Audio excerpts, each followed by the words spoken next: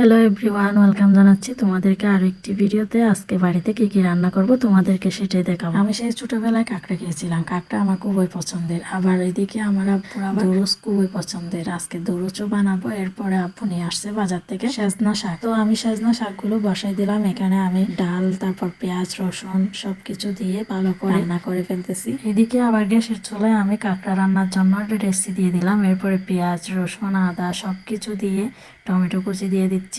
তোমরা তো দেখতেই পাচ্ছ। এরপরে জিরা, ধনিয়া, হলুদ, লাল মরিচ, একটু করে লবণ দিয়ে দিলাম। লবণ দেওয়ার পরে ভালো করে কষানোর পরে কাঁকড়া দিয়ে দিলাম। কাঁকড়া দেওয়ার পর আমি একটু ভালো করে মিক্স করে নিচ্ছি। ভালো করে কষাইতে হবে যাতে কোনো ধরনের গন্ধ না থাকে। আমি তো এর আগে কখনো কাঁকড়া রান্না করি নাই, জীবনের প্রথম এইবার আমি রান্না করতেছি, জানি না কেমন হবে। কাঁকড়া রান্না শেষ। এইবার আমি লাস্ট পর্যায়ে ধনিয়া পাতা দিয়ে ঢাকনা দিয়ে দিচ্ছি। তোমাদেরকে তো প্রথমে বলছি আজকে আমার আর আমার আব্বুর পছন্দের খুবই মজার মজার আইটেম রান্না করব। তো আজকে দরুসও যেহেতু বানাচ্ছি, আমি আগে দরুসটা বানাই ফেলতেছি। আমি কিভাবে দরুস বানাই, মানে আমাদের এদিকে কিভাবে দরুস বানাই সেটা তোমাদেরকে দেখাচ্ছি। এরপরে আমি সব দরুসের জন্য সব মশলা নিয়ে নিলাম। সব মশলা নেওয়ার পরে ভালো করে মাখাই নিচ্ছি। মাখাই নিয়ে এরপরে দরুসের গায়ে সুন্দর করে একদম পারফেক্টভাবে দিয়ে দিচ্ছি।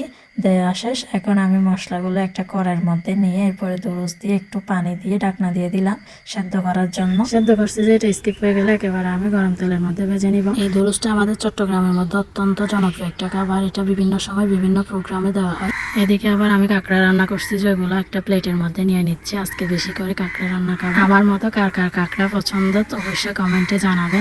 আর এরকম তোমরাও বাসায় বানিয়ে একদম চটপট খেয়ে ফেলতে পারো। তোমরা অনেকেই বলতে পারো আমার ভিডিওতে ভয়েস দেওয়ার সময় কাকের আওয়াজ কেন এত বেশি। আজকে আমি বাইরে ভয়েস দিচ্ছি তাই এত আওয়াজ। তো ভালো লাগলে অবশ্যই লাইক করো, কমেন্ট করো, শেয়ার করো।